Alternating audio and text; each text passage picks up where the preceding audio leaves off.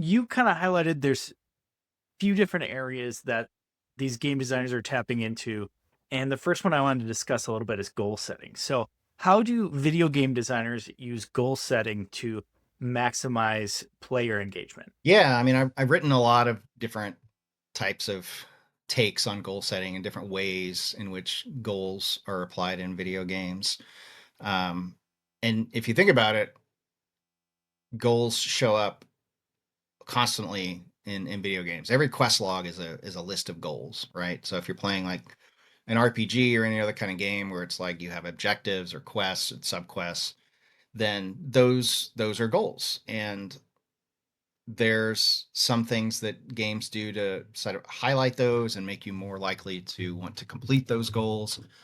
Like, for example, I've written about what's called the Zygarnik effect, which is where we're more likely to pay attention to and ultimately complete goals if we think we've already started them.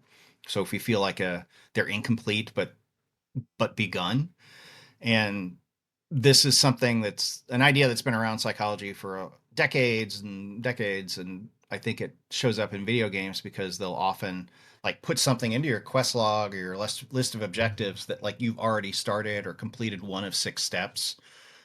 So if you're playing an MMO and you need to collect, 10 gore tusk livers, to take the classic example, then that quest may start up when you collect your first one. So it'll say like one of nine. And so you're like, wow, I need nine more. I might as well like go out there and find them. And there's been research to show, not specifically in video games, but in other contexts, like consumerism with those like customer loyalty cards. You have like a punch card where get you buy six sandwiches and you get one free or whatever, or you get so many car washes and you get one free. Most of that stuff has been replaced by like apps these days, but they same principle applies.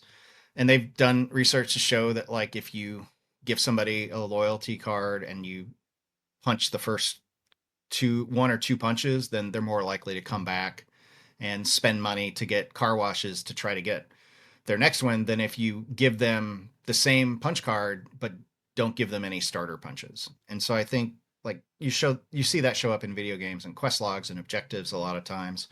And you can definitely do that and design that into your UI or your quest system and so forth. Um, Other ways that goal setting shows up, sort of a similar concept. You can have sets, and the closer you are to completing a set of something, the more likely you are to want to pursue completing the whole thing. So if you have okay, you need to do this 10 times versus you need to do this 5 times. And may, even if it requires the same amount of effort, like people are more likely to follow through on the goal if it's doing something 5 times instead of 10 times, even if it's like the same number of minutes or hours involved. So phrasing things like that. And it's just kind of amazing, like the difference that phrasing makes in these sorts of things. And you can threaten to like take away rewards, and that's much more motivating than threatening to give players rewards of equal value. It's called loss aversion. It's a very robust psychological phenomenon. And you see that applied in video games sometimes as well, in the way that just simply the way that things are phrased. You can talk about early days of World of Warcraft. They used to have like an XP penalty system because they didn't want players to keep playing the game for extremely long periods of time. I guess that was back when they cared more about that sort of thing. So they instituted like a 10% experience point gain penalty. I think it was about 10%. Don't quote me on that. And they found that players hated it. So what they did is they switched it to a 10% bonus on XP gain when you were under that threshold, and people loved it. They're like, "Ooh, bonus! You're giving me something instead of taking it away," and I react to that much more effectively. That example's not really goal setting, but I sort of went there anyway. Well, but it's feedback, right? And that's another thing that you touch back on is that the games are constantly they're setting goals, but also providing you feedback and how you're doing or how you're moving along those lines. So how do they use feedback loops to keep you engaged along partnered with that goal setting routine? Yeah, and that kind of goes back to your original question, right? Of like, why are video games so popular? And I think I mentioned it there, but they're much better at giving immediate, accurate feedback that's tied to your behaviors than you get just about anywhere else. You know, I wrote about this in the engagement game book about why games like why if you're trying to give your employees feedback, you should look at what video games do. I mean, it's because video games give players feedback immediately, so they it's unambiguous about what behavior the feedback is tied to, or it is ideally. They give it specifics, and they usually quantify it, and they give it repeatedly. And compare that with something like those of us who've worked in corporate America, where you may get like your performance review from your manager, and you get that what once a year, twice a year if you're lucky, every 6 months.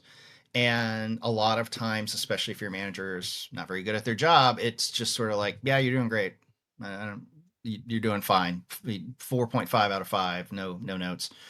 And that's not useful, right? If you're trying to like actually improve your performance or anything along those lines, or figure out how you could do things better. But video games, on the other hand, give feedback consistently, frequently, unambiguously, and it's tied to your specific behaviors. And you know, kind of going back on the goal setting piece, one other sort of interesting thing that I realized when I was looking at video games and goals is that the conventional wisdom is that you know you want to set specific, difficult goals for people, right? And that'll improve their performance. That's sort of the wisdom. And that's true in a lot of cases. Like we have research going back to the 1960s showing that that's the case.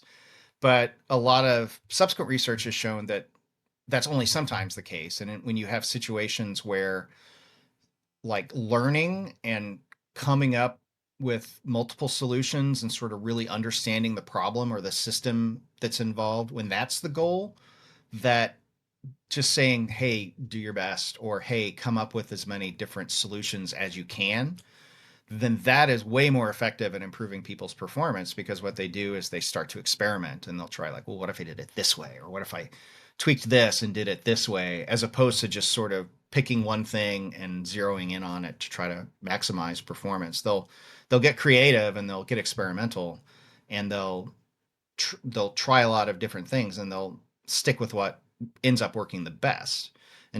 And that's as opposed to giving them like a very specific goal. And video games do that all the time, probably more than we realize, because you know you think about all the types of games that require like, okay, to win this boss battle, you have to come in with like a specific character build.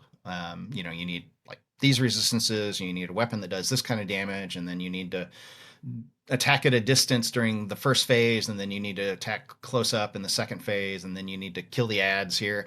And so that requires not only like beating the boss and getting good, but it requires like experimentation, or looking it up in a guide these days, but like trying different things and doing different things. And video games reward that sort of experimentation and creativity.